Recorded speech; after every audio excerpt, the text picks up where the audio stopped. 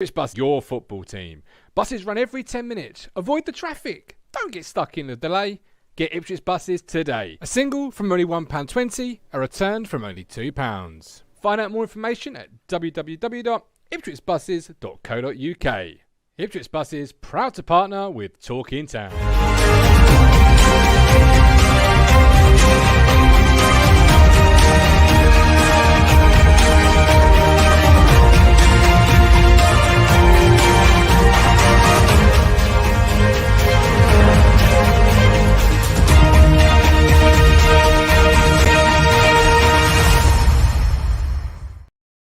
Hello again, my friends, and you are my friends, and I've just realised I used last week's introduction. Fear not, it does not matter. It's not Alex Wilson and George Nunn today. However great the team that would be, we have got a star-studded lineup for you on this Valentine's Day. It is the first and last time, well, not the first and last time, because I'm going to mention it again very soon, but we'll try and make this a love-free zone. The only love we have in this zone is for the blue and white of Ipswich Town Football Club. I'm, of course, your host, the Gov. Very quickly, Prediction League week 25 is now live. Link is in the chat. 25. Amazing. 4 games this week. Ipswich versus Burton, Northampton versus Colchester, Cambridge versus Accrington, and Liverpool versus Norwich. If any spelling of there is incorrect, please do forgive me. I knocked it up in 10 seconds while we were trying to fix Mr. Mowles' headset as well. So I had multiple plates that we were spinning. But there are your 4 fixtures. Week 24 was a great week for 2 players. One of which was Ben Moore, I believe. So congratulations. We've got Matt Stannard, Roses the Red, Town playing blue. It's Monday night, so Talking Town onto view. I absolutely love that. I'm going to star that. I'm going to keep that forever. Nobody. Gov, misses, you're not doing that fucking show tonight. It's Valentine's Day. Oh, nobody. I've got a little bit of something coming up just for you. That me and my wife, we don't do Valentine's Day. I made that quite clear from the very get-go. I'll reveal that secret in just a moment. We've got Colin Plum. Evening, everyone. Focus now on Burton Albion. Let's get that job done. And on to Cheltenham. Sarah, good evening. I hope you and Stephen are enjoying yourselves this evening. Mr. Lee Brown, Anthony Still. Evening and happy Clinton Cards Day, everyone. Yeah. Or Card Factory or wherever you buy your cards. Other places are applicable. Good evening, Ben. Hope you're good. I'm using this. I haven't changed it yet, Adi. You are quick. You guys and girls today are quick. Considering I'm not too well still. I'm trying not to. Alex, that intro made me panic. Yeah, I'll drink to that. Cheers. I've just spilt it down myself. Great start to the show, Lambert. Well done. Right. While I dry off, and I literally fucking mean dry off, I'm going to bring in our first contributor. He is the man, the myth. I don't think he's ever actually been on a Talking Town Extra Time. He hasn't. So I will dive into the F1 archives and I will find, here he is, Mr. Wake Norman. up to the, wow. Wake up to the money, turn me right on. You look like you got dressed with no lights on. A Superman that spin like a cyclone. Fit check, spin like a cyclone. Wake up to the money, turn me right on. Yeah, but we're crap. We're not going to dominate any team. That's the sort of thing we want to hear on a Monday night. We're crap. We're not going to dominate any team. Welcome, Mr. Miles. How are you? Hello there. Yeah, pretty good. Good man. Valentine's Day, we spend it together once again. We do. Great times. Do you times. remember the last time me and you spent a Valentine's Day together? I'm afraid not mine. Can you jog my memory? Oh, my heart is broken. So, ladies and gentlemen, 7 years ago today was a Valentine's Day. My first as a married man. But I wasn't at home doing the usual flowers, chocolates. I'm so pleased I married you. I was on a boat trip down the Thames with hundreds of town fans living life to the full. Then a lovely Valentine's Day evening meal between me and Mr. Mowles. Do you remember that, Neil? Come on, that was me and you on Valentine's Day night. I do. Isn't that also the weekend where we had a few of the others? Dan getting lost on the train and people getting lost on the train. There's us on the there's Robbie D, me and Robbie D on the old ferry. boat, not ferry, boat, but yes. So couldn't decide what they wanted for lunch. There you go. So I have been committed, my friends at home, to not doing Valentine's Day. From the moment we got married, I said, right, town are number one, and you must know your place in that pecking order. So as you're getting married soon, Neil, I will embark that wisdom onto you as well, my friend. I will find the nearest town fixture after your wedding date, and we shall go. We shall Excellent. go. We must set the precedent. But yes, I've never really done it. Have you been a big Valentine's person? No. Fair enough. I mean, yeah, fair enough. Just the way you said that. No. Emerson. Thanks, Emerson. I had a good day at the zoo with Alice and Mum. There you go. He's had a great time. If we make the playoffs, party boat down the well. That was a great trip, though, wasn't it? The old boat trip down the Thames. Yeah, I think we've done it a couple of times. I think the first one was the best. First ones are always the best ones because you got no expectation, have you? No, that was it was really good. Were both of them Fulham? I think they were. They quite possibly were. Although I think one of the Fulhams was on a Tuesday, so it wasn't able to be done. But there we go. Right. So now we've established that we don't do Valentine's Day. This evening, what we've got in store for you are two more wonderful contributors to save my tonsils. We have got big chances missed, chances created, key passes. I can find any stat you want, really, to be fair. We have got the table minus the first 6 games, if you want to see that. We have got our ITFC heartbreaking moments, not most loves, not our favourite players. No. The moments that have hurt us the most, the heartbreak moments. And then, of course, our sporting heartbreak moments. That's how we roll. This man is a big time darts player. He may even have a darts heartbreak. I mean, I just do not know. I'm going to dive into the darts world and get. Oh no, what show were you last on? There you go. I've got you. Here he is. The Big Fish.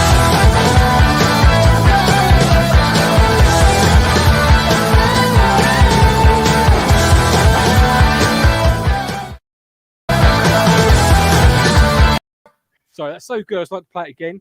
Big Fish, Tom James, how are you? I'm all right, mate. Thanks. How are you? Very, very well. So we established me and Neil don't do Valentine's. You're sat here talking to me. I take it you don't do Valentine's in your house either. No, I've never done it. Don't really. No? Nah. I think 7 years ago when you two were at the Fulham game, I was watching a 0-0 between Sheffield Wednesday and Brighton. And it's one of the worst things I've ever seen in my life. But yeah, I used to work at Sports Direct, so they used to get free tickets to go to. Really? Whenever Sondico, because they own Sondico, so whenever any of their teams that they sponsored, they give you free tickets. So me and my mate John went on Valentine's Day, and it was awful. And I was following the results for the Fulham game on my phone pretty much the whole match. But yeah, we won that day. We did. We did win that day. I was really happy when I left the stadium for many reasons. So yeah, Valentine's, don't really care much for it personally, but if you're enjoying it, hope you have a good day. Good man. I think the vote party, if we did it now, would be 10 times better. Just because the community we've built up, it's just so great. We'd take over the boat, we really would. But for those at home that are interested in their darts, Tom, they can catch us this week. We have yet to nail down a time between us. That's more my fault than yours. But just tell them at home when we're going to be going again and when to expect a show at home. Yeah, we should be recording tomorrow night at least, and then between us we'll sort out when that goes out and who's going to be on it. So we've got a few things to iron out, but yeah, it's a busy week, so we've just got to bring it forward a little bit. But yeah, absolutely, it'll be coming. If it's just me and you, we might as well just do it live. Might just lay the wood down. You know what I mean? If we can't get a guest, so watch out. Tap the notification bell to keep your eye on it. Obviously, Town weren't as successful at the weekend. They were against Fulham at the boat party. How did you see it before we get into the nitty gritty of it? How did you see that 0-0? Was it 1 point gained or 2 points dropped for you? That was definitely a point gained. It was two good teams on a rubbish pitch. And yeah, I thought it was a very good advert for League One. I thought there was some good play in there. We had enough shots, but we didn't have enough on target. So that's probably my biggest gripe from the game is more on target. Might have had a few more chances to get a goal, but I thought we did quite well. And yeah, hopefully the 7,000 odd who went there enjoyed it as well, but it looks like they did. It looks like they certainly did. Obviously, that goal would have made the afternoon. And I thought at 88 minutes, to be fair, Neil, as we were continuing to press, I thought this is going to be a really great away day, because at some point in the next 2-3 minutes, we're going to score, and it's going to send those away fans into absolute carnage, limbs, pandemonium. Yeah, just the sort of away day we've been at, like Coventry, with Andy Drury putting it in for Michael Chopra and the dying embers. Just had that feel about it, but sadly, it just never came. How do you see it? Yeah, I can take it on the way that it's a good point, but for me personally, it's just a bit more of we've basically slipped up against a team that's up there with us. A game where we need to win against a team that's, we're fighting for position with, and yeah, we slipped up yet again. Absolutely, but it would have been a mental time, as Colin says. Craig asked, did Darryl Murphy score that day? I think he did, didn't he? At Fulham boat party, I'm sure he did score that day. I didn't know if it was before or after that season.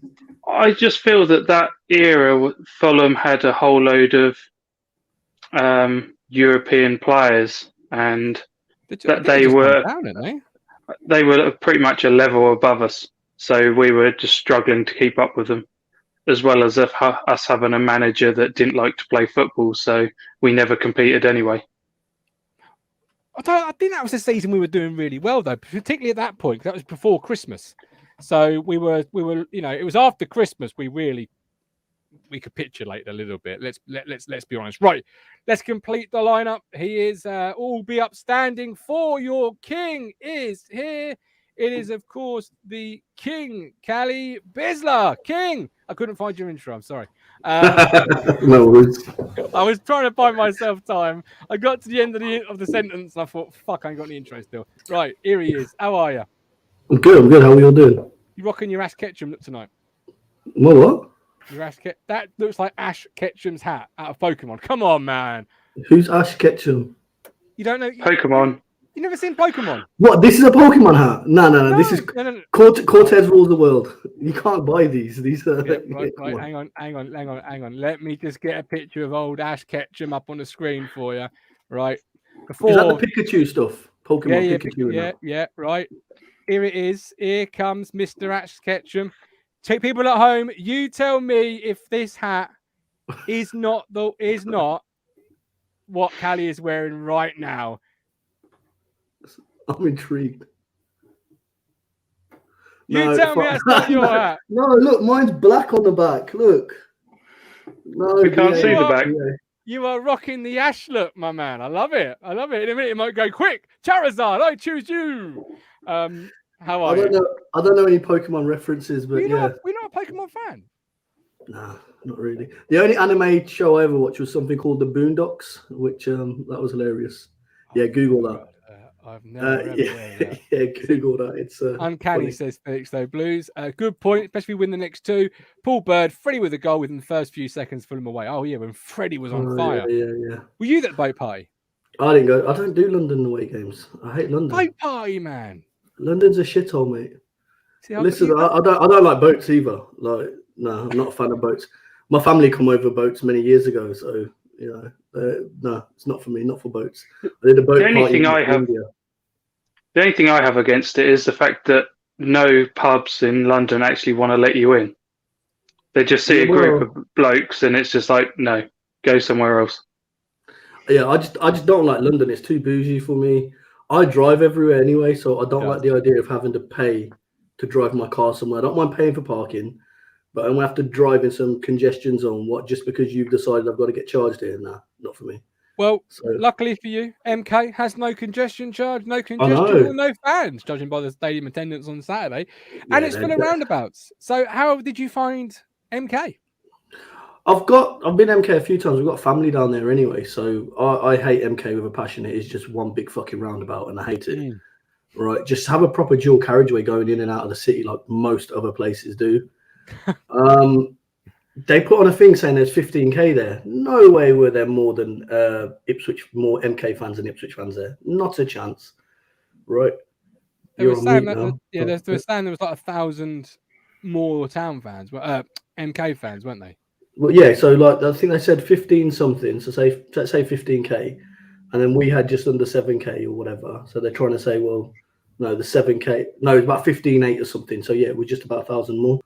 I did not see anything more than about 3,000 MK fans there. That attendance was more like 10k rather than 15k on the weekend. But it was good. It was good. I just listened to what you were saying earlier about, you felt that maybe it was going to happen, but I didn't think we'd get it. I'm disappointed. I am disappointed with the draw because seeing them how they played, seeing us play as well, they were there for the taking. We could have beaten them. Like, I don't know how they're up there because, we should have beaten them. But again, I've said this. I jumped on the post-match show anyway. And then I said this on a few times is I don't see where the goals are coming from at the moment. And that's the problem. Like Jackson aside, I thought Jackson had a really good game, right? I thought there was one chance where he kind of cut it back when he's one-on-one with the goalkeeper where maybe he should just dinked it over him first time or whatever. But I thought he ran the channel well. He stayed on side, which is more than we seen of Bono over the last couple of games anyway. So that was good. But then Burns has dried up. Like, he's just not taking his man on. I don't see where the goals are coming from. We were missing. You know what was missing? There was an opportunity there where Backinson almost played a great pass to Selena, and then Selena would have been away in a goal, which reminded me of Wickham away, where Raheem Harper played that beautiful through ball for Selena for the fourth goal. We're missing Raheem Harper's passing. You see, I'm Raheem's biggest fan, but that is a fucking stretch. Did you exercise before you come on? Because you needed to tonight. Good grief. That was a great through ball. Listen, that ball was so perfect, it tempted the keeper off his line, like towards the halfway line. But, my old captain used to say, open the gate, close the gate. You need that type of exercise. That's a stretch. That is a stretch. That said, though, Kally, you say, obviously, I mentioned about it being building to that euphoric moment.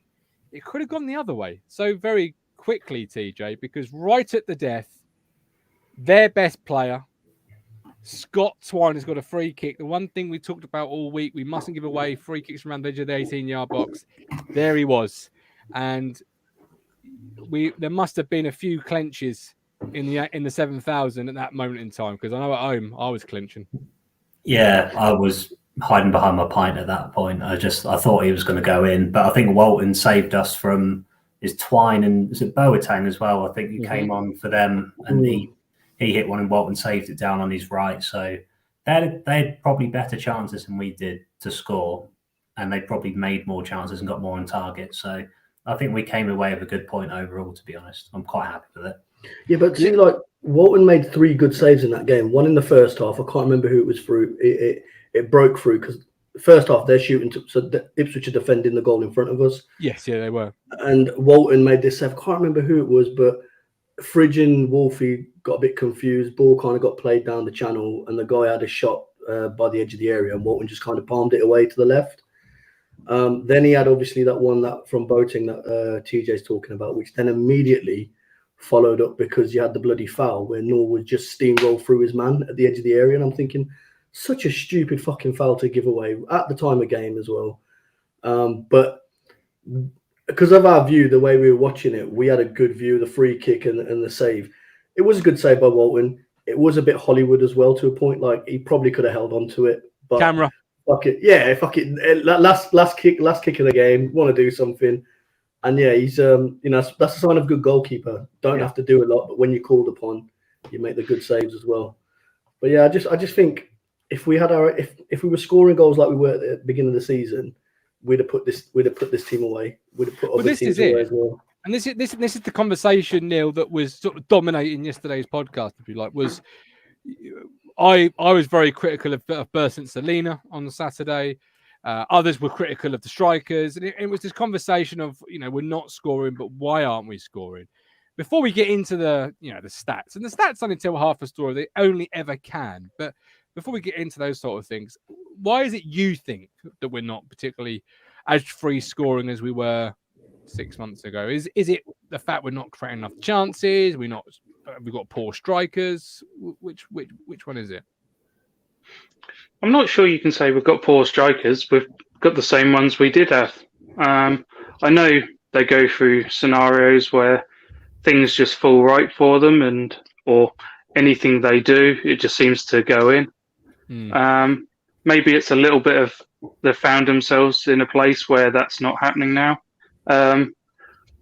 Also, you've got we never really, with Danassian on the right, he's not bombing down that side. He's good at what he does, but if you're expecting him to really push on forward, beat men, and get a good ball in, he's not the guy.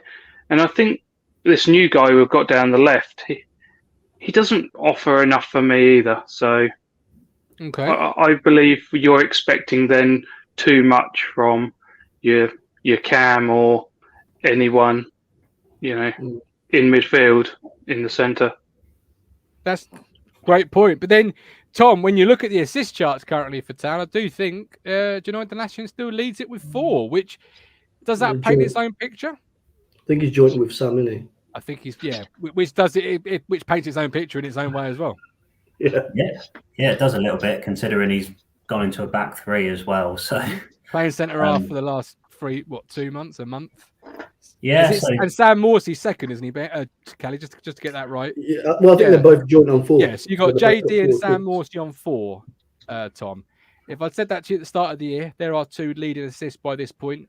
What would you have thought and what would you have said? Because 4's not high, and neither player is an attacking player in the traditional sense.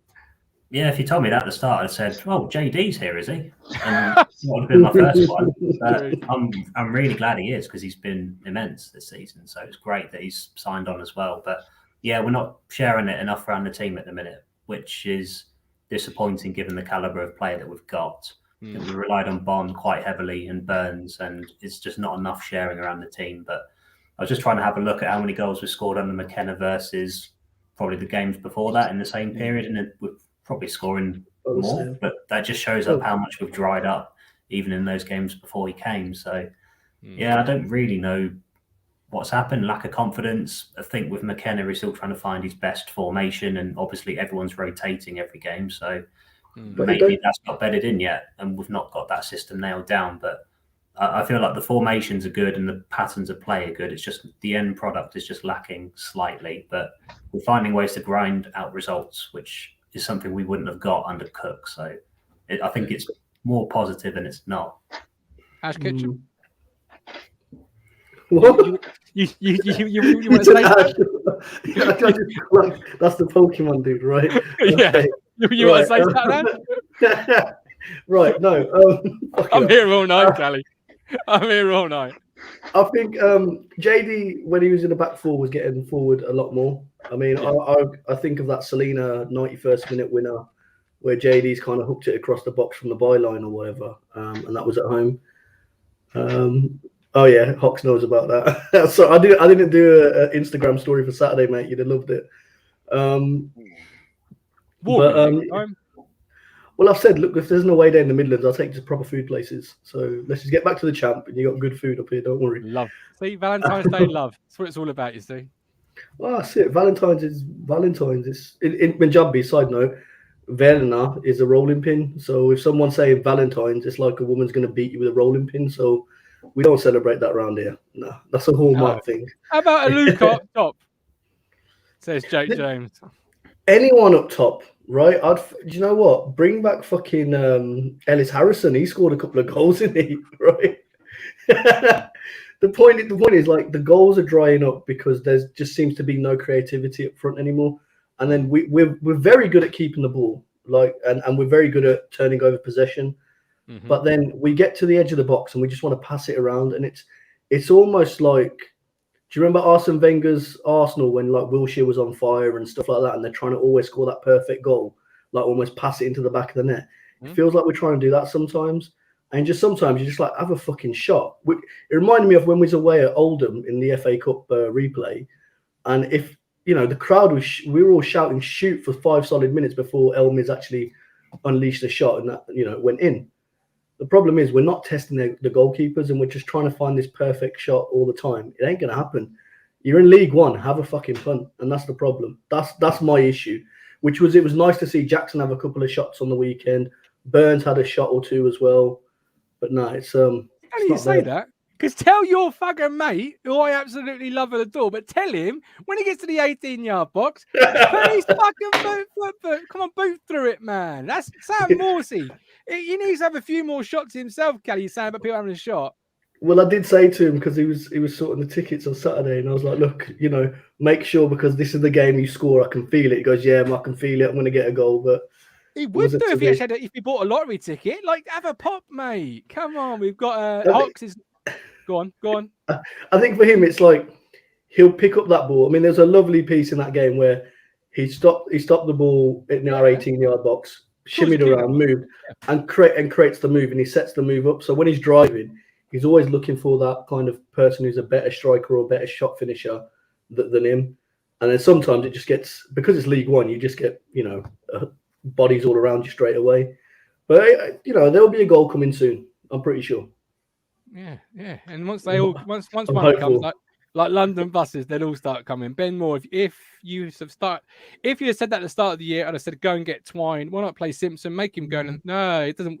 He's not. Ben, there's a situation there. I don't know what it is. It's a tricky one, but in reality, Ben Simpson should. You've got Macaulay Bond, James Norwood, Joe Pigott.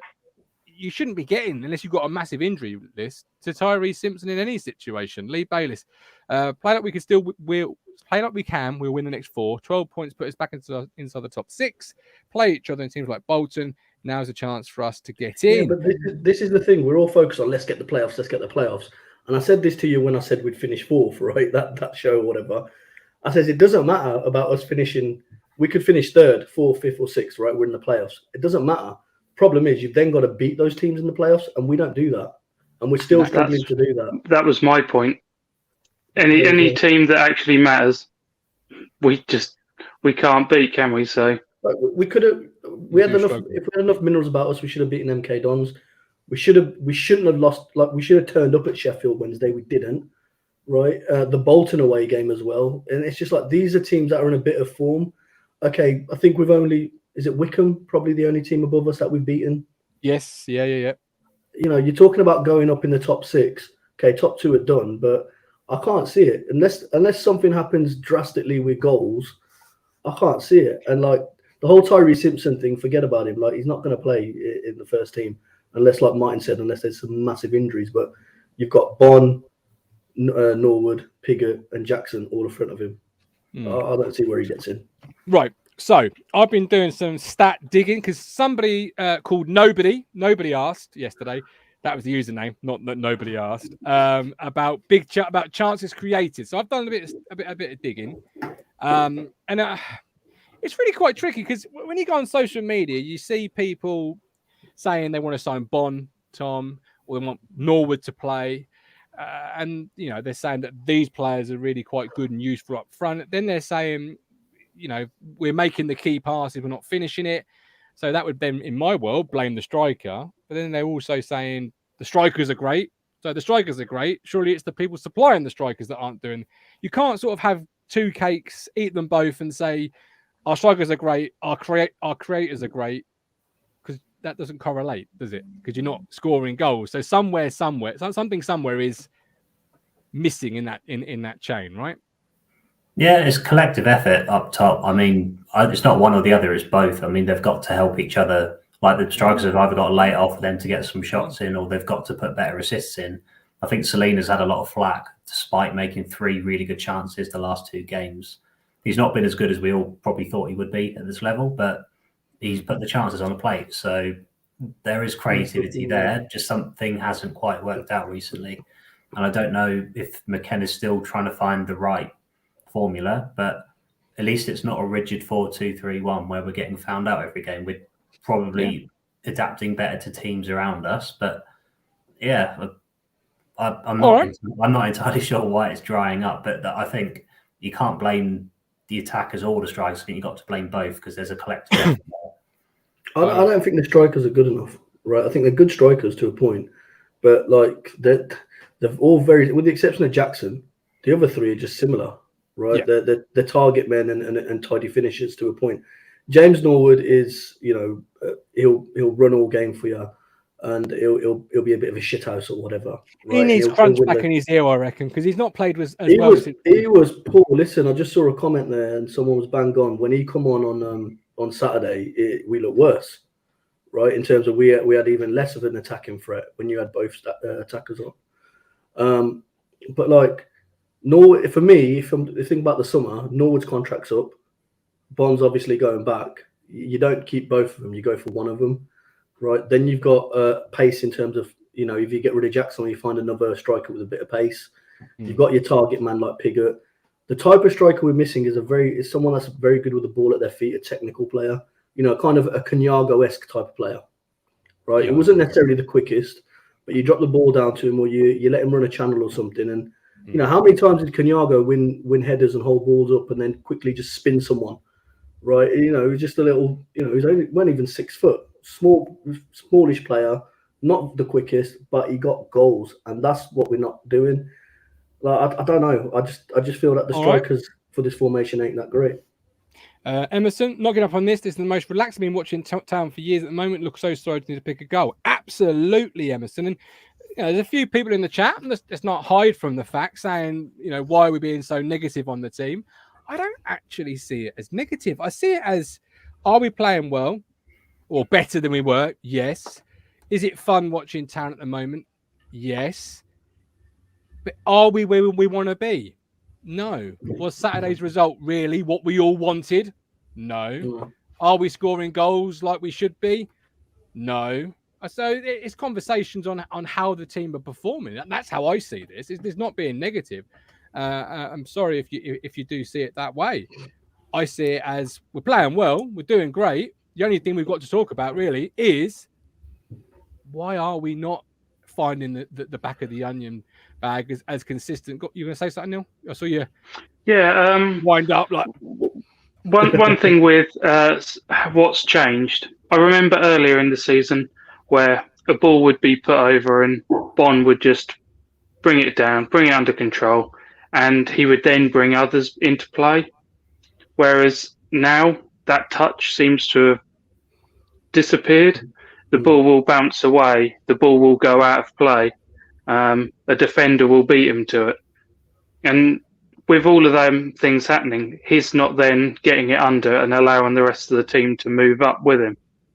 So the play just breaks down. I remember at the beginning of the season when he used to stay on fucking side. Right. Now we can't go one game without him just getting 5 offsides in a row. Fucking hell. Colin says we're in a better place than we were at 3 on Saturday. We are, but we're still in 9th. So we're not in the best place that Town This is the thing. This is the thing. It's like, okay, we're playing better football. When we compare it to last season, right? Let's compare it to the whole of last season, right? So we're playing better football. Yeah. We're keeping clean sheets. We're scoring. We're competing there or thereabouts. We're competing, right?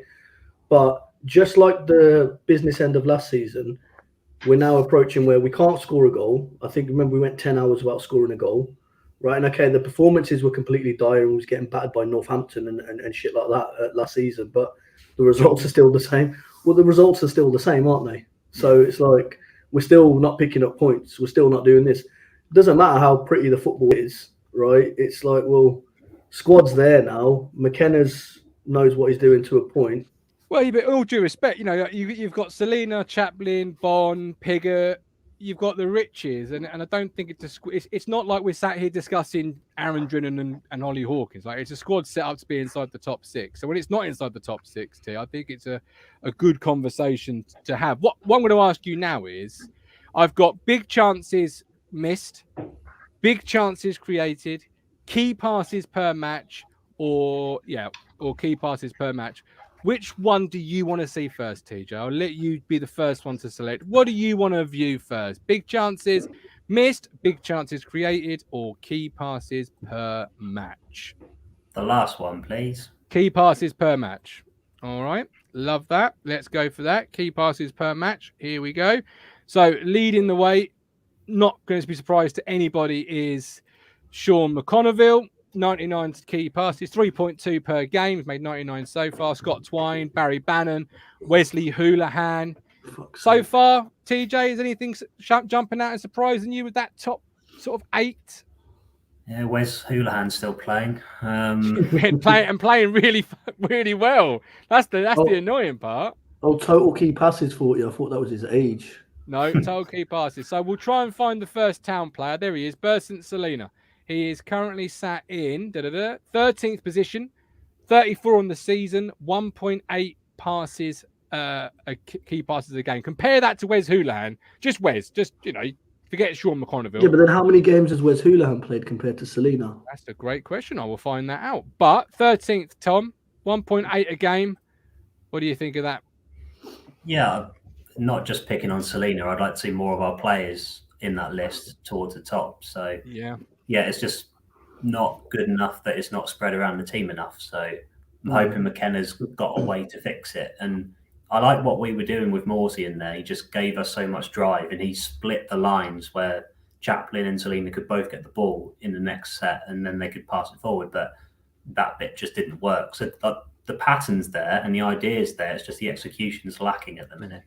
If I had to press you, Tom, on a second town player that you would expect to find in that list after Selena, obviously bearing in mind Bursant Selena is in 13th, who would you expect to see next, and in what sort of position, number-wise, would you expect to see that player? I'd expect Wes Burns, but you're going to tell me different. That's who I would have said.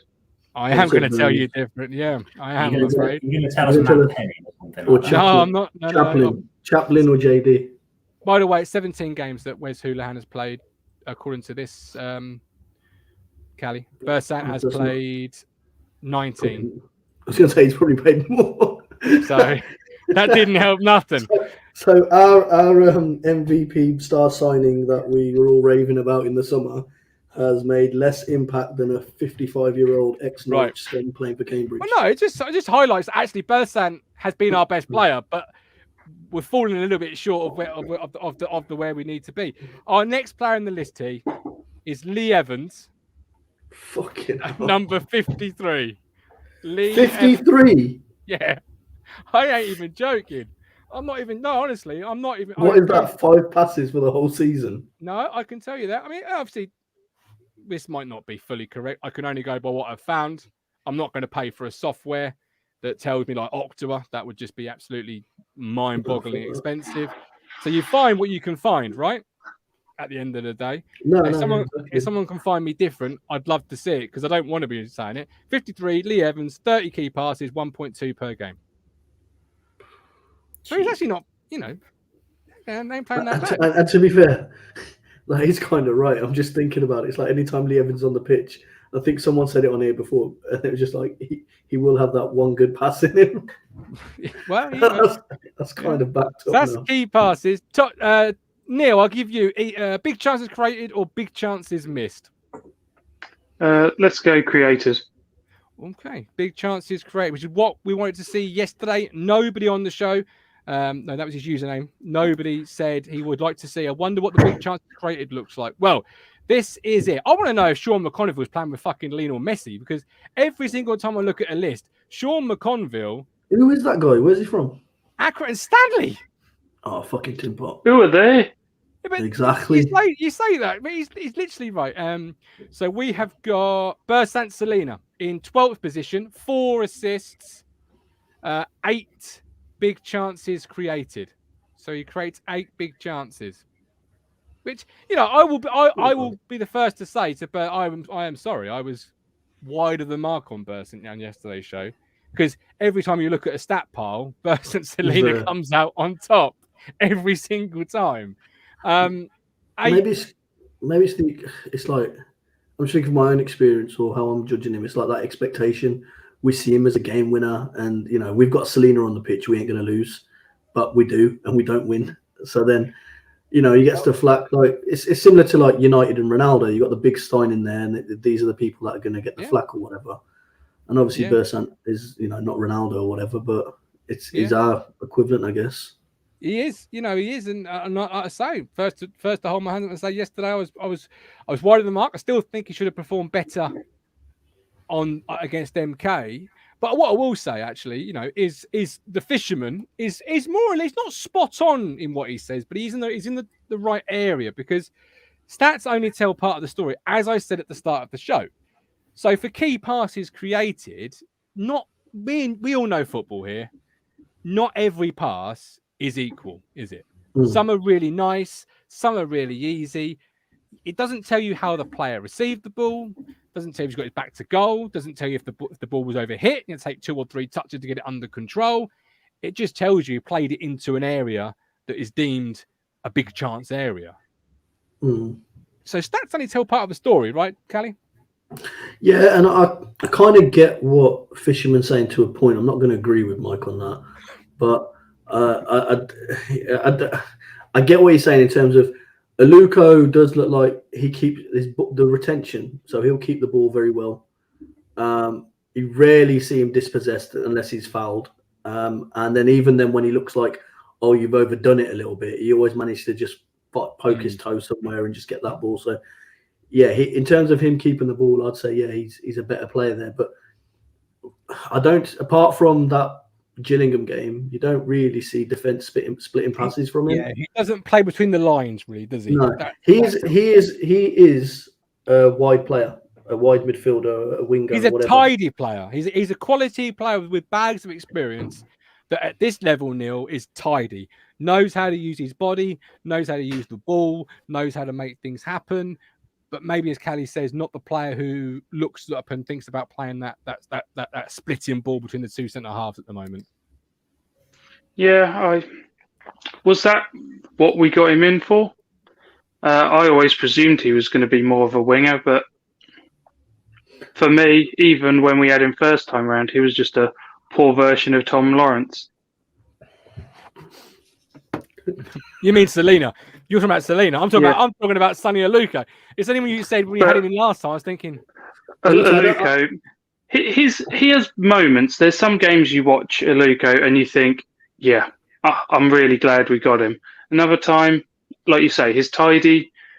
He does a little bit, but then you could say that about a lot of our team. That they're just not quite performing as high as we expected them to. Absolutely. I will put another disclaimer in. This is the best I could find. If anyone else can find anything else that tells us different, please bring it to me. But I was not going to pay for premium subscription services or packages. I barely get any money as it is. I wasn't going to go and tell the wife, Happy Valentine's Day, here's £1,000 on the credit card. But if you can find me different, you can show me different. This is all what I could find. So as I say, this is the disclaimer, if you like. I've got to say that because you know what people are like. If they can find something different, that's brilliant. Last one. Hang on. Before we go into the last one, big chances created then, Neil.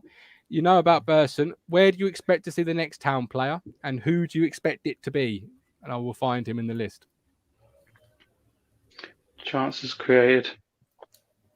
Don't tell me it's Evans again. No. It's number 47, Wes Burns.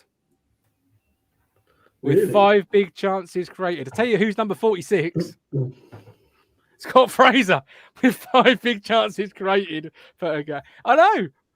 Scott Fraser is one. But yeah, Wes Burns is like it's one of those things. It's big chances created, and it just tells its own story. It shows why when you've got Bursan on 8, but Sean McConneville on 15 or Scott Twine on 12. It just shows you perhaps why we're still sitting here saying why we're not scoring as many goals as last time, because it's not as Tom was saying, it's not a one or the other. It's a bit of both. Let's go now for big chances missed.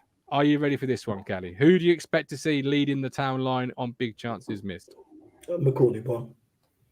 Well, yeah, right. You are right. Because I recognise remember one of them. Third place, Macaulay Bonne. Total goals. 14 big chances missed. What do you think about that, Kally? That was just from this week between Doncaster and Milton Keynes. I'm not surprised. Like the amount of times he's had I think about the Doncaster game when the ball came to him and he could just headed it in. He had a few good chances. I don't know. He's just most of the season. I'm thinking like even when we lost to Plymouth, away at Plymouth or whatever, and we were in the ascendancy towards the end of the game, and there were like 2 or 3 chances there where he could have just buried it and he didn't. I'm not surprised at all, to be honest. I like Macaulay, you know, I am a fan of his, and I would keep him in the summer over Norwood. But I just don't know what it is. I don't know also if there's like, we obviously heard there was some personal stuff going on with him and his missus and stuff like that. I don't know how that's affected him, and maybe that's, but then like, I don't know. It's chicken and egg, isn't it? Because you could say in one breath, you've got to be in those positions to miss those chances. So it will come. He'll work his way through that dip in form. Class's permanent form is temporary. All you say is not a clinical enough finisher, but he's still a young player, still developing, still progressing. For me, to be third shows, but to be third, it shows actually, do you know what? Positional sense you can't really teach. It's either in between the years or it's not. He's got that. He just needs to learn to be a bit more composed. You can teach that. You can really teach being more composed in front of goal. So, you know, with those big chances created, would him, you know, them being called offside count as one of those as an example? That's a great question. A question because, I might expect. Because if he, and I'm not trying to bash him or anything here, but like if he timed his runs better, you know, he's got the pace. So if he timed his runs better, he scores more goals. He scores plenty more goals. He'll probably be scoring every week back to normal. And like these League One defenders, there's not a lot of pace in between the centre backs up and down League One. You know, they're just big, powerful, lumpy type of defenders. So he should be really doing it. I mean, I think about his goal when we played MK at home. You know, that ball from Kane Vincent-Young, the touch from him, the strength, the finish. You know, that's a quality goal, right? That is a good finisher's goal. And he has scored some good goals. Even Wickham away, when he just kind of hit it on the spin first time. When we beat Doncaster at home again, he hit another one edge of the area. I don't know. It just seems to have just dried up like the Sahara, man. Yeah. As somebody said in the chat, who was it? Nobody. Here's a stat. Cole Stockton, 18 goals, leading League One score at the moment. Morecambe, bottom 4. How the fuck does that happen? More space. How's he still there? How's he still there? I suppose in a way you could say, T, that if you're Morecambe, you are on the back foot a lot more. One splitting past in behind, Cole Stockton's through. Now I've not seen their goals to see how they're scored, but I'm just saying as an example. He scores, bang. You know, you've got more space maybe to play with those key passes, do you think, Tom? Do you think that's why Cole Stockton's 18 goals inside a bottom 4 team? You've also... Oh, sorry, mate. Sorry. No, you've also got, if a team has already pretty much won the match, they might be easing off and they just get caught while they're pretty much relaxed, thinking, yeah, we've got this. That's a very good point. But then you look at you look at an essay that these stats are bang on the money and they're not wrong even by 1 or 2. Sean McConville and Scott Twine, Tom, consistently lead the two. Now we know Scott Twine's got the top assist in League One. If I said to you, well, even last week, do you want Troy Parrott back? No. Do you want Connor Wickham back? No. Like Sean McConville and Scott Twine are hardly playing the ball through Lionel Messi and Cristiano Ronaldo. So how the fuck is it working for them when it ain't working for us? What's going on? Mate. Scott, he was playing in different positions on That's Saturday. That's really annoying me, though, because Troy Parrott's not great. I saw him for like 3 months. I didn't want to see him ever again. Do you know, Akron's, it's fucking annoying me every time I see Sean McConville or Scott Twine at the top of a list. What's he got? Twine's got about 9 assists or something like that. So yeah, every time I look at assists, maybe they're spread out across the team. Centre backs are heading them in, something like that. Because those strikers aren't getting much, are they? I know Mo Isa was on the bench as well, and I don't think he's done much either. So they must be spreading those goals out pretty thinly. For him to get promise you this. I am not calling my son Sean. I fucking hate the name Sean and the name Scott. I kept seeing it too often, Neil. Sean McConville, Scott Twine. Every time I was like, this is a glitch in the Matrix. Someone's trolling me here because I kept looking at something and it kept telling me Sean McConville. And I was thinking, I don't even know who he is. Is he even a real player, Kally? Fuck knows. He plays for Accrington, so probably not. He's Tim Pot like his club. Great question. Let him have a good season. They're shit club. He'll go in the summer. They need to build a car park or something. Like So Wickham, you know, we've sold the car park. Ashley Bell, great comment. We don't do enough of our corners. And that could also be why Lee Evans is number 57, because obviously he's a corner taker. So, that could be why Lee Evans is positioned as high. On the big chances created, before we move on to our heartbreaking moments, I'll get a few comments before I do. Neil, who do you think... Oh, no, sorry, Kally, who do you think is our next player, and roughly what number do you think he's going to be in? So what number was Maka? 3, 4? 3. The only time we're leading in it is when we're missing it. So then I'm going to go with, I think, let's go with Chappers or Burns. Correct? Yeah, Chappers. Let's go with Chappers. And I'm going to go around 32. He's 57 with 3. Oh, fucking hell. No, that's good. A bit optimistic. That's good. It was either him or Burns. But that's good. The later you are in this list, the better, because that means you're missing not as many chances. So 57 is a good number. So, yeah. But it's Chaplin. Mike says, why are we looking at League One players? There are other leagues. There are, Mike. But I'm going to tell you something now. Sit down. This might shock you for a minute. I'm going to have to be real and honest with you. We're in League One. So we're going to look at League One. Oh, if you didn't know that, that'll be a shock. So make sure you're with someone. But we're in League One. He's been waiting for the Peterborough Ipswich game all season, hasn't he? Bless him. Bournemouth Town, that's what he's waiting for. No, I absolutely love Mike. I hope he's all right. Got Louis Fenton. What if we sign Stockton in the summer? Our players like Luco, Burns, Selena Evans, Morsey, Vincent Young, and Donatian around him. Well, we did that with Joe Pickett. I was about to say we picked up the best striker in the league last season, and we made him shit. Well, we took the best number 10 in League One, and we made him look like he was an amateur. Yeah, but even then, when your MK Dons guy who come on or whatever before, he said, look, he was playing a bit, in 8, and he had someone next to him as well.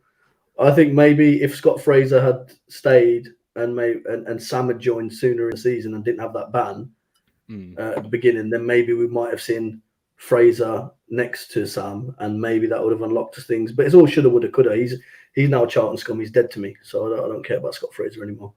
Absolutely. He's dead to me. Fuck him. Sorry, you even play for Ipswich, you don't. Well, that's true. Chaplin just had his worst week in a town shirt, but I still play him. Right, it might be Valentine's Day, but we're actually going to have a heartbreak just before we do our heartbreak moments. Here he is. Oh, fucking hell. My Valentine there. Look at him. Looks beautiful. How you doing, darling? You're just jealous of this gorgeousness. That's what it is. It's because I signed up to your OnlyFans and I got just nothing but a loading screen, mate. Absolutely. Just you fishing. Absolutely. Don't worry, darling. I've done some special videos for you. Oh, for fuck's sake. It's after 9, Martin. It is after 9, yeah. Mike, talk to me. I'm sorry I just probably broke your evening. We're in League One. Look, but that's the problem, isn't it? We are in League One. But why should we look for League One players? Why are we looking in our own leagues? Teams that have got out of teams before COVID. I know it's all before COVID and before obviously Brexit and everything. Teams were going abroad, going to other countries, looking at some players to bring in, even in League One, to quality players. Look, we bought players this year, like Kally rightly said. We bought Joe Pickett, right? We bought Scott Fraser, 2 players who, I rated, so I still rate Scott Fraser. Both players, have not done it at Ipswich. And yet we're still persisting with looking at Scott Twine, who I weren't that impressed with him on Saturday. I thought we nullified him, to be quite honest. I didn't think it was I didn't see nothing special in him. I just do. The trouble I feel is that I was saying to Cruncher today. We had a bit of a chat, and I said we do seem to have a bit of a split fan base when it comes to the way that we see the club and the way that what we want from the club. There seems to be half the fan base that want and demand and deserve success or to get out of this league, and won't accept the 0-0 draw against MK Dons, won't accept the start of the season, won't accept the utter dross under Marcus Evans, won't accept, and we're still here. We're still here saying, look, we're not accepting this.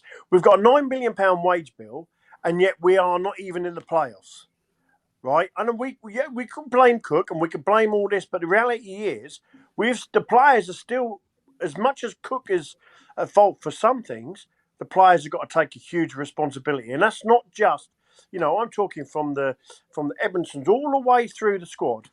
We got Macaulay Bond, where everybody was like, "Oh, pay $2 million for, let's pay $2 million for him." Now half the fan base will turn around and say, "Oh, I wouldn't give him, I wouldn't take him full stop. I wouldn't even sign him at the end of the season."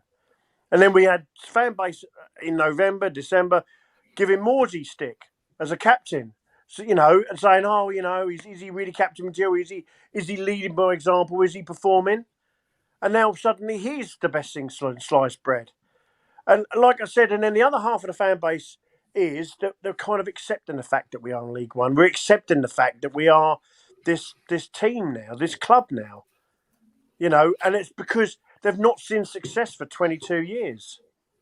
Where fans like me and Colin, maybe like the older generation, have seen up until about 2002. Yeah, but then Colin is also is a very positive person. So I wonder what column he would fall into for you, because he would say it was a great point on Saturday, and we go again next week. But yeah, you're running out of games. Look, the end of the day is that we didn't lose the game, right? But we didn't. In my opinion, look, the end of the day is I didn't feel McKenna got it right. Right now, the reason why I say that is because there was.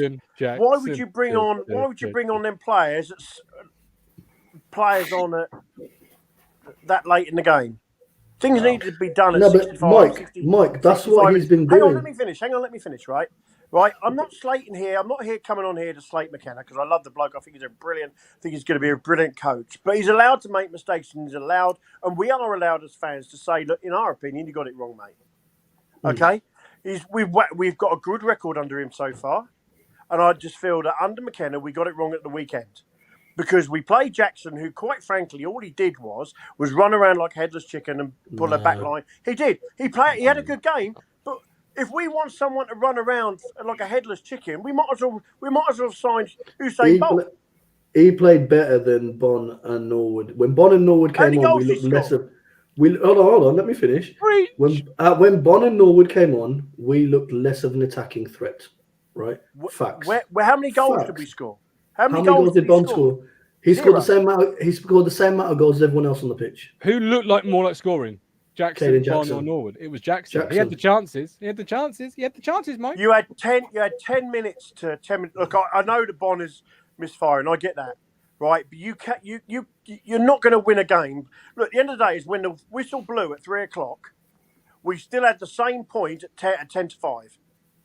We never lost it. We had the same point, so we played that 90 minutes. We had one more point of football, and we still had the same point we started with at 3:00. No, okay? I get what you're saying, but no, Jackson. I think McKenna got the substitutions wrong in terms of timing, and absolutely, yeah. He changed the shape too late for me. And actually, what I would have done is I'd have kept all three strikers up, because we were nullifying them completely. I'd have had Jackson, Bon, and Norwood. Right, I'd have had all three playing. Yeah, but and this is it. But then, Kieran McKenna does make late substitutions. The last couple of games that we've been there, it isn't until the 70th, 75th, sometimes in the 80th minute where he's making that sub. So he's not making those early subs that we were hoping for, around the 60th. But he'll learn that. I think that's a rookie manager. I think he'll self-reflect, self-scout, and he'll improve on that aspect of it. And Mike's spot on in terms of saying that he is a good coach, and he will be a great coach, right? Let's not get it twisted. I think everyone on here is happy that we got Kieran McKenna as a manager. Yeah, absolutely, yeah. Right, but I think what it is there's some mistakes that he's getting caught out with, based on his inexperience, I guess is probably the best way to say it. That because we're so desperate, and it's almost like, it's not like final chance saloon or whatever, but it is like a case of, this is the business end of the season. We need to start finding that form now, and we still start winning games. Well, towards the end of the season, we still haven't gone on more than a 2-game winning run. The end of the day might work out enough. To be fair. It might work out enough. Jackson played well at the weekend. Well, He played well. He had a good game, but it was still headless chicken moments. It was still just headless chicken. It was just a striker running around the pitch giving the back three hassle. To me, at the end of the day, You just don't like him. You just don't like him. No, but that stopped the back three from, because remember, Milton Keynes like to play out from the back. We're there to win a game, not sit there and stop a team. We play to our strengths, not to the team's weaknesses. Tom, settle this, Tom. Settle this, Tom. Lay it down. Settle it. What do you think? Yeah, Jackson did the job that we needed him to do. He pressed the back three. MK Dons had the most possession in the league, and that's how they play. And we had second most possession in the league. So we're possession teams, and we nullified what they do. So we wouldn't have done that with the subs who came on. But my only agreement with Kally and Mike is, the subs didn't come quick enough, and they couldn't have an effect on the game. And I think Lee said in the chat as well, why change it? But Jackson was getting tired. The players were getting tired because they've put in such a shift. It needed changing. So there's got to be a balance somewhere. And I think we should have just done it a bit sooner. But he'll learn that. How long has he been managing? 10 games? Yeah. He's still a new manager, so he'll learn. Aluko got the Louis Barry substitution time. He did. For me, Aluko should be playing ahead of Selena. I don't know about that, but Aluko should be more minutes, right? Absolutely. Again, that was another strange. Like I said, the minutes, the late substitutions really annoyed me.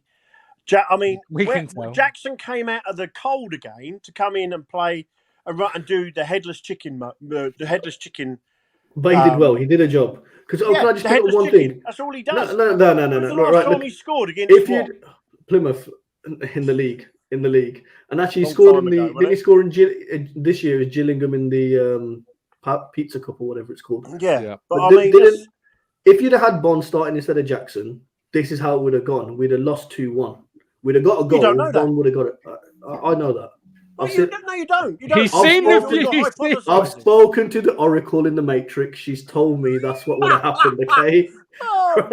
Neil, I'll ask you. Irvin in the chat asked, if you had Norwood, Bond, and Jackson up front, who would you take off first? Who would you take off first? Yeah.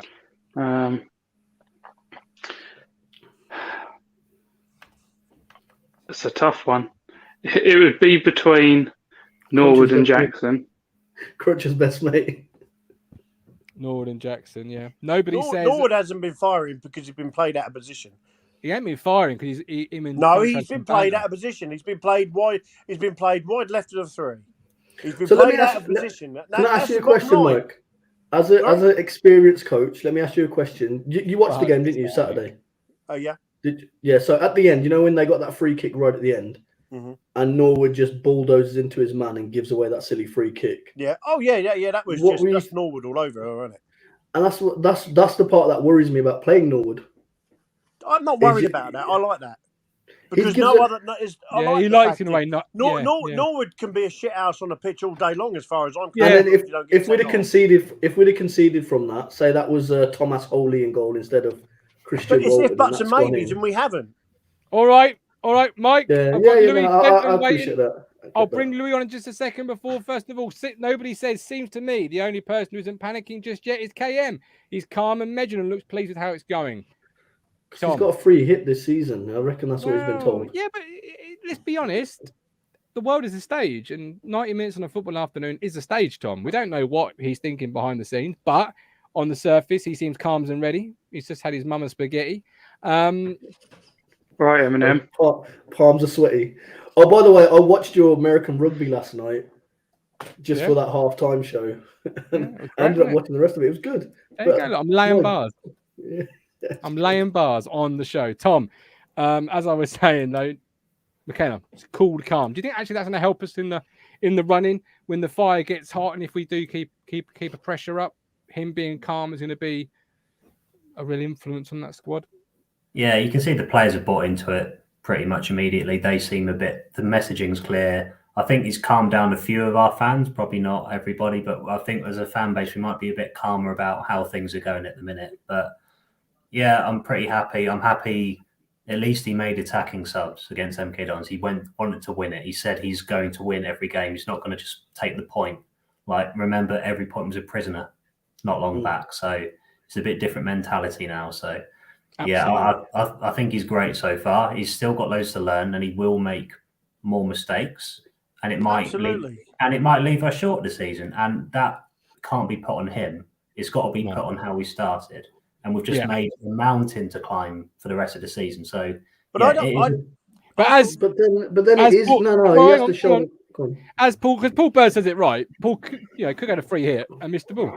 Like we are still recovering from the back end of last year, the start of this year.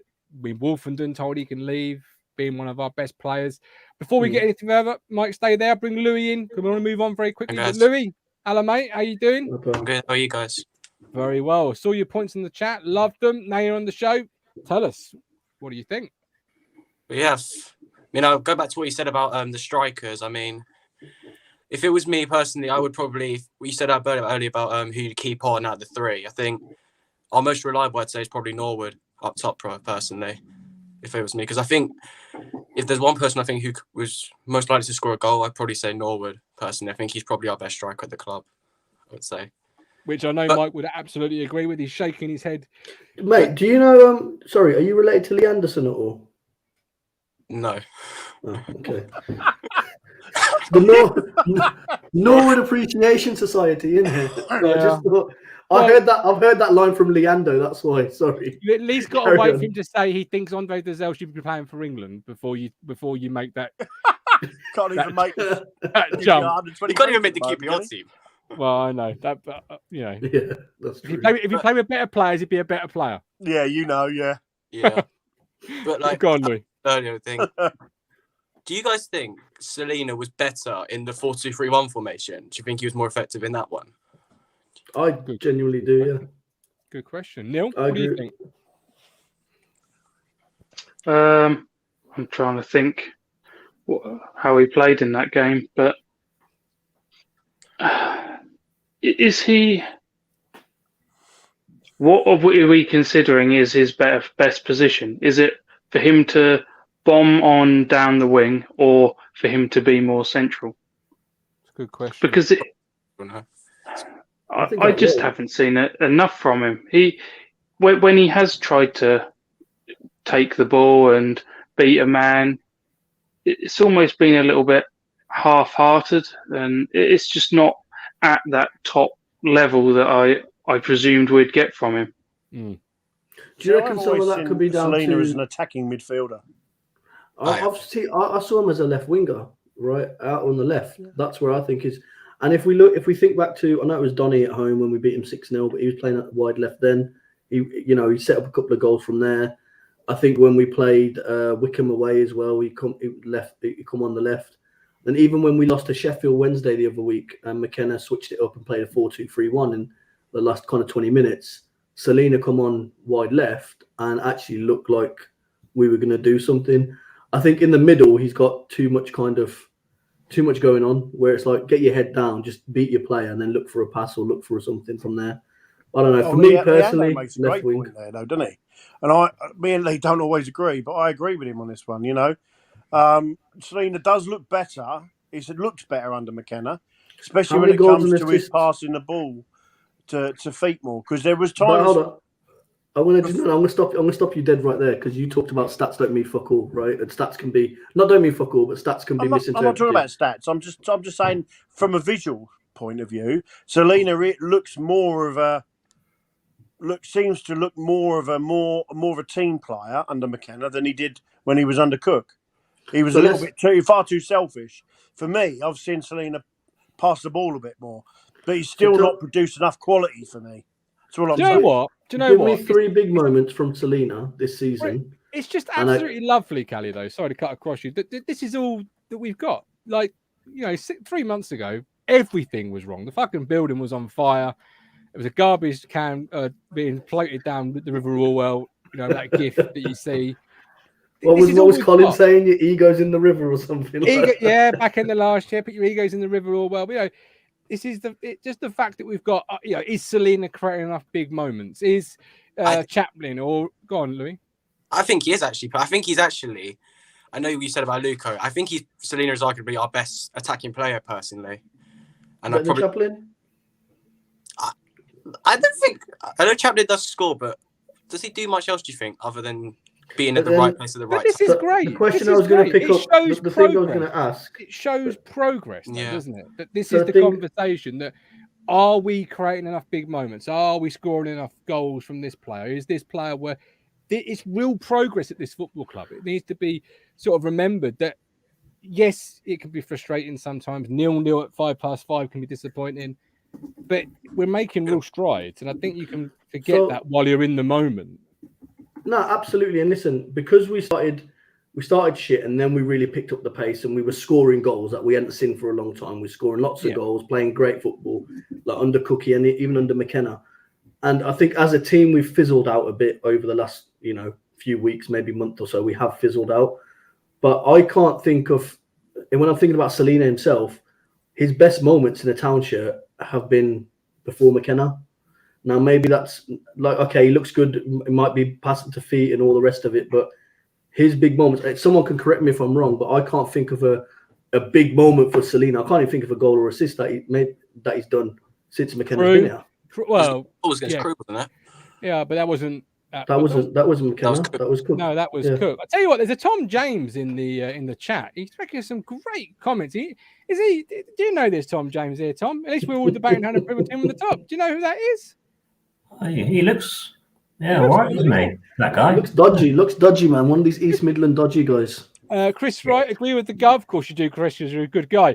We're in a great position compared with Undercooked. The only issue is the early season form that's kicking us. We need another pressing midfielder. Right, Mike, Louis, love you both. Look after yourself. We're going to go to sporting heartbreaking moments. As it's Valentine's Day, we're going to break our heart. Right, Tom, what is your ITFC heartbreak moment, first of all? Second leg of the 2015 playoffs. Tell us. Yeah. First leg, Anderson equaliser, amazing scenes. And then second leg, we did well. And then I hadn't realised Berra had handballed it live. And then I saw the replay and I went, for fuck's sake. The shot first time with his left foot. I thought he'd missed the opportunity. So it's this game here, right? Yeah. Oh, that was painful. Yeah, I saw it live. Oh, sorry. Watching it live, I was just like, oh, he's done well there. And I went, oh, no, he's done an absolute mare. And then, they scored. Tommy Smith scored the other end. Then we just couldn't keep up that sustained pressure. And they just, they finished us off. They did. That's such a good season. More heartbreak because we didn't invest in January. And that's always going to be Evans's biggest failure at our club is he didn't give Mick that extra bit when he was a miracle worker that season. And that's when I felt more connected to the club as I have done in my whole life as a Town fan. Apart from probably this regime at the minute, the past few years, I think COVID has actually made me feel a bit closer to the club and this platform and stuff like that. So there's been really good different things going on there. But yeah, that season was incredible. I was living in Mansfield. It was rubbish. And that season helped me get through living there. So it was nice. It was a euphoric season, wasn't it? Where it just never seemed to be ending. And then we had a bad second half of the campaign. Fell into the playoffs thanks to agent Darren Bent. I think he missed a penalty, didn't he, for Derby? Yeah. That was deliberate, man. I'm telling you. That was deliberate. That was deliberate. Ben. Do you think there's question marks over Bartos in that game, Tom? Do you think do you think the two goals that we concede after that? I think it's the Josh Murphy goal, isn't it? Where he's beaten down low. Do you think he can do better with those? I haven't watched it in years, mate, and I don't plan to. I've just seen that Berra I wouldn't. Just sent me back. So Bartos just did his best Thomas Holy impression for that goal, basically. Yeah, it was. I'm Bartos' biggest fan, but go on. When you were talking about Agent Bent, I went away to Blackburn, and God, that was an awful game. Yeah, a must win as well, and we didn't win. We lost, and we still. That was dreadful. We really didn't turn up. Yeah. I have a feeling that wasn't that the season when we were against Norwich there. Mings was one of our better players, but there were so many occasions where I just felt he let us down. You just see him ambling back. He was always caught out of position. Well, don't you think he was more like, although he didn't play that formation, but he did operate as a wing back. He was great at attacking. So seeing him play centre back for Villa has always been a bit funny for me because that's as knowing Tyrone Mings at Ipswich, he's been known as a better at attacking than defending. Mm-hmm. So yeah. Kally, what is your Ipswich Town heartbreak moment? There's a few. So obviously when we got relegated in 2002 or whatever, that was a bit of a hurt and pain. But the one that really actually made my eyeballs sweat was because I must have been about what? Fucking hell, I must have been about 13, 14 maybe at the time. Well, no, I don't know. But I'm shit at maths. But 2004 against West Ham. And it was the fact that that whole season, because I think we finished. Oh, don't fucking know. He's a prick as well, isn't he, Alan Potty? Oh, yeah. Wait for their second goal. Wait for this goal. Him. He ends up in the fucking crowd. Knob. I know, he was a prick. I was shouting this is a shit goal. Game. Absolute shit. What the fuck? It was just comic. That defined us, because I think that season we were doing well. We were flirting with the top two for most of the season, and then we just went on a horrid run towards the end of the season, and we just about finished fifth, maybe. I think Palace finished below us, and Palace were the ones that ended up getting promoted anyway. It was Palace and West Ham in the final, weren't it? And it was just because the first leg we beat them 1-0, Benty penalty. Well, he rebounded his penalty, didn't he? And then it was that being at Portman Road for that game, it was like fucking hell, that was electric. That was amazing. You had all this confidence, and you felt, okay, we've had a long slog on this season, not going so great, but we can do this. I know when West Ham scored the first goal, we just never looked like getting back. A hell of a goal, though, with Everton, literally. I still hate him. But it's was that the season we were top at Christmas? Could well have been. I think. And Wigan were second. Yes. Yeah. That's my point. And we dropped down to fifth. We finished fifth in the end. And that second goal you showed there just summed up the last 10, 15 games of the season for us. It was just comical with the defensive side. We do hit the post, though. I did forget us hitting the post. I don't know if you've ever remembered this, but we did actually hit the fucking post. Oh, yeah. What a bastard. Oh, classic. But the thing is, man, that's just Ipswich all over. You think how good we were that season, and then that's all we could muster at that most important time. We got Matt Elliott on loan, didn't we? And he was obviously, not. But that was Bentley's like farewell as well. Because remember, he was we talk about academy glasses and our academy players. He was the one that we was all loving, coming through, scoring the goals, and then that was it. We all knew as fans if we didn't go up, Premier League clubs wanted him, and he went. So that was just, I don't know. I think, if memory serves me correct, I think that summer we got rid of him, Cucci, and Tommy Miller, and there's like 50 goals that had gone. Could well have been the change, and then after that, I don't know about Tommy Miller, but certainly it could be a change of the guard. Paul Bird, did you know this, Tom? They removed all the ball boys for the second half to slow the game down. That's shit out. That's just tin pots of. That's something I expect Andy Holt to do. Leave Andy Holt alone, you. Adi was behind that goal at West Ham. Neil, what is your ITFC heartbreak moment? These other guys, they had some good choices, so I had to sort of dig a little bit. For me, I remember we went 1-0 up against Arsenal, and that was just brilliant. Tamas Priskin scoring, and us just going wild. And then obviously we went away to theirs, lovely stadium, but we got basically it was just... we got to half time 0-0, didn't we, as well? Mm-hmm. We did. We actually thought we were in the game here with Colin Healy and Mark Kennedy, and we were there singing "We're going to Wembley, K Sarah Sarah" and all that. And I think as soon as that chant started, Arsenal were like, "Well, fuck this," And I think what Fabregas turned up. Neil, I think what adds an insult to injury on that, if I think I'm correct, is Nicholas Bentner scored a hat-trick or something, or at least 2 goals. Nicholas Bentner, who couldn't hit a barn door. He's turned up and started being prime striker. I couldn't find any footage of that game. So I don't know, YouTube, as far as YouTube is concerned, it doesn't exist. The only footage I could find was literally Fabregas running around on the camera on him. So, it doesn't exist. At least it was better than Jonathan Douglas going a little bit this way, a little bit that way. That Newcastle fan thing. My heartbreak moment for ITFC is in the playoffs again. It's Ipswich versus West Ham in 2005. And the second goal particularly just broke my heart because it was a season where we were okay. We were pushing, and this game I thought we were the better team in, and we just got sucker punched. And in reality, Matt Richards was probably our weakest player in that team. No disrespect to him. There's Mike Fisherman's smile on Harewood. Prolific as always.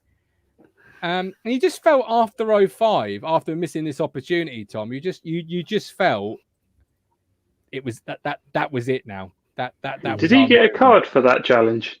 Probably. I probably don't know, but you just felt, Tom, that was it. That was the moment. Town are now going to suddenly find stuff really difficult from this point on. Yeah, and then there was nothing for 10 years after that. And I was at the West Ham leg of that season, and the atmosphere was incredible. And I think, was it one of their, I can't remember when they said goodbye to Upton Park. Probably not. It wasn't that early, was it? But I just remember like all the bubbles flying around. The atmosphere was incredible. I think Shefke scored in that game. Yeah, I think. But that was great. And I just, ever since that, we've just done pretty much nothing. Evans came in, then 2015 playoffs, and it was just the start of the decline, sadly, wasn't it? It was. We've got Chris Wright. His heartbreak moment is Paul Power scoring from the free kick in extra time in the FA Cup semi-final 1981. I cried and not ashamed to admit it. Was in Amsterdam for the UEFA final, so it got better.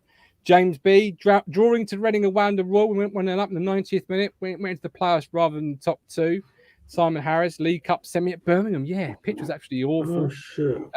Nobody. Chris Wright, I was 11 and cried when that happened. FA Cup semi for Trevor Amos versus Rob, followed by a Milk Cup versus Norwich. Irvin says 81, losing so many games on the run in Old Trafford, Hawthorns, then at Borough, heartbreaking. Norman says mine was Windren and left.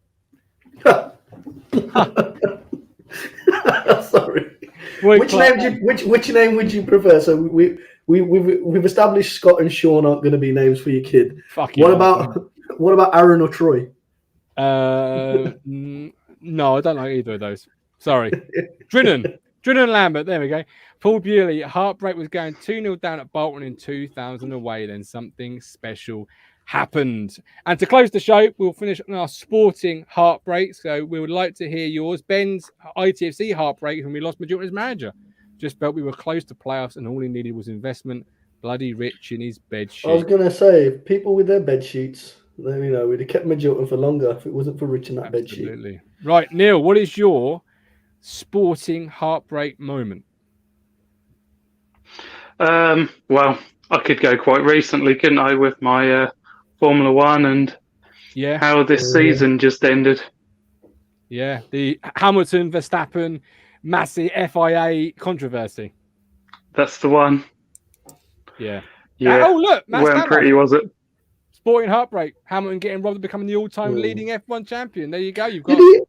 Didn't he say he was going to appeal it or something, or did he try and appeal it and they just shut it down? I've heard more recently that potentially, because I don't know the full ins and outs, that Mercedes came to an agreement with the FIA, which sounds plausible because they've done a similar thing with Ferrari when they were in the wrong, and there's been so many different things that have happened now that have been kept under wraps. And I get the feeling that Mercedes dropped all of their allegations because they were assured certain things were going to happen. There we go. So that's yours. Kally, what is your sporting heartbreak moment? It'd have to be 2004 Euros. It was either that or the 98 World Cup. But I'll go 2004 Euro just because of the golden generation. I was a big David Beckham fan. So like him missing that. Rooney getting, I think that was Rooney injured or sent off in that game. I think he was sent off, wasn't he? Because of Ronaldo's. What do they call him? The winker. The winker. Right, the serial winker. Yeah. Beckham, who wouldn't. And then Beckham just, And it was just like, what the hell? And I remember whoever retrieved that ball ended up selling it on eBay for about 25 grand. Did he? Yeah. And then we lost 6-5 on penalties. So like we did all right. But then we were 10 men for most of the game. And you just felt that tournament where we were, because then I think Portugal then had Holland, which I was convinced that, we'd end up beating them. And then lost in the final to Greece. That was our tournament to win. Like we should have won that. And, as much as I rate Cristiano Ronaldo, I think he's a great player and everything, he did obviously he took the piss, but he did the thing for his country. On the flip side, if Rooney had done that and got someone sent off, we'd be saying how great he is, about shithousing or whatever. He was shithousing from back in then. So that was painful. That. And we actually went out to Portugal for one of the games as well. So Did that you? was just I can't remember which one it was. It was a group stage game. Just my dad and my uncles and a couple of cousins who just managed to get like a deal or whatever. So I was like, right, fuck it, let's go there. But I Long do agree. weekend. It was our tournament, particularly with Greece coming through the way they did. My sporting moment, I will leave TJ to last, was Murray versus Federer 2012. We've finally got a man into the Wimbledon final. We've all waited for so long. Henman's heel. Will he? Won't he? No, he bloody won't. Nobody's done it. And then we get one. Murray versus Federer. And he loses in the final. Absolute heartbreak moment. Federer's a great player, but you just waited so long as a nation. He's a legend. Yeah, but as a nation, you just felt this was a moment. And we were all watching the box, I'm sure, at this point. And he didn't deliver it. And it was a heartbreak moment. Yes, a year later, he went on to win it against Djokovic. And that was probably one of my all-time sporting highlights. And I've seen it over and over again since. Djokovic hitting the net is still a beautiful thing of sound when it makes that and it hits the net. But Murray for me, Tom, just so much build up and then no, we've lost. Just when you thought Who was he playing? Federer. He was playing Federer. And he was on the verge, because he had this big moment after the match, didn't he, Tom? Where he had this big outburst of emotion and tears, and you just felt Andy was on the verge of becoming British again, not Scottish, British. We were going to be back adopting him. I do love that. And then he fell short. That was such a great. So he suddenly became Scottish. Go on, Tom. No, have your haggis. That's just such a great generation of tennis players to watch, wasn't it? Because we had like Nadal, Federer, and Djokovic coming through as well, and Murray coming through similar time. And then Djokovic has just done that, despite what you might think of them as a person. But do you mean Novak's Djokovic? Well, we leave that one out of it. Yeah, we'll leave that one. But yeah, I'm sure we've all got our own opinion on him. Tom, you have got for your sporting heartbreak moment, the moment when life peaks and then it didn't. What is it? Tell the people at home what it is. I'll take you back to summer 2018, one of the most brilliant summers of my lifetime. Fucking Harry Kane passed the ball. Yeah, that's what I was going to say. If Kane passes it, we're in the final. But tell me, Tom, your life, my life, Neil's life, Kally's life did not peak at this moment. We thought it was on. Yeah, I was a lot of gins down at this point, and I was screaming, running around. I was sober. Yeah, it was incredible, and we just tailed off completely, and then we just didn't make the right passes. Gareth may have not made the right subs at the right time, but what an amazing summer that was. It was just would you say it was incredible as well? It was just everyone was happy. It was great. Would you say that was a better performance and run or tournament for us than this year's tournament or last year's tournament even? I think so.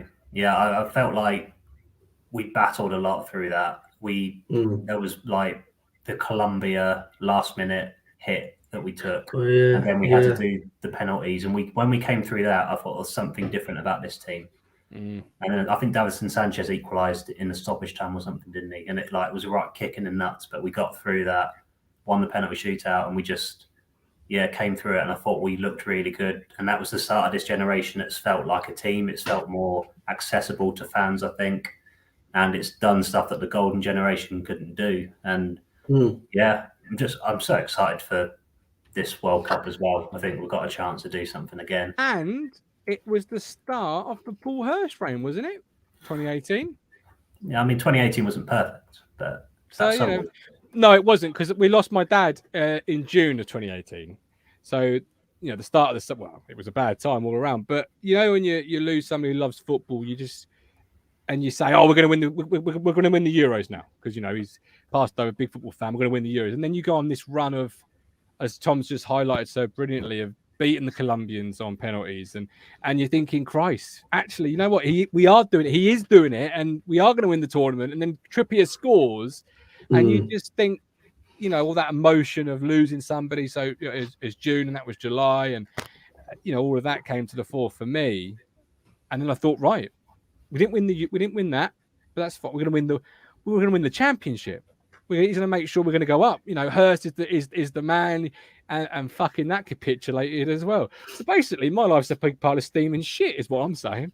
At the end of that story, sorry, Tom, I've completely taken your heartbreak moment and turned it into mine. Sorry. Happy Valentine's Day. Happy Valentine's Day. Brilliant. At no point did I have something to bring that story back up. It just kept going down in stages. Lee Bayliss Sporting is seeing Oldham RL lose 2 Challenge Cup semi-finals and robbed in both. Ben's Sporting Heartbreak is Ipswich, which is bottling playoffs after Crump got injured. Craig Portsmouth, it all started well with Guion getting us off to a flyer. It certainly did. No, he had one good 20-minute spell, and everyone remembers Guion Edwards for that flick on the opening day against Blackburn, which didn't even result in a fucking assist or a goal, by the way. So let's just Nick Muller, England losing 1990. So Bobby deserved. Yeah, well, if we were rolled on this panel, I think maybe one of us would have maybe gone for that. But I had Steve Sedgley hitting the post against Blades, I think in 97 at one point today as my 96 or the 96 Euros. That was probably. I remember watching World Cup '94, but because we were equaliser, Tom. Really? What a goal! What a game! That was. Right, we're going to close it there. Because it's done an hour and a half of a Valentine. I thought we were going to do an hour, no more than that. See, I can get away with this because I didn't realise when I got married to my missus, the date we chose, 16th of October, is the same date that Ipswich Town were formed. So she knows, my buy one get one free on the true love things. You know what I mean? It's all sorted, so she knows. She knows it's her and then Town. I think we all do. But anyway, it's been a great show. Thank you for watching us. He has been the Big Fish, Tom James. Catch us on the Dark Show. Catch him in the chat. I think he's got multiple screens going. I think that's how he's doing it. He is. Yeah, I'm on to you. He has been Mr. Positivity. We're not going to beat him. We're not going to dominate anyone. And he is the King Kally Bizzler. You are wonderful. Support us through YouTube. Become a YouTube member today. $4.99. I mean, this show alone, the three of us was just value, bare value. It's cheaper than all our OnlyFans as well. It is. And I'm going to leave you with the perfect Valentine's Day picture. See you soon.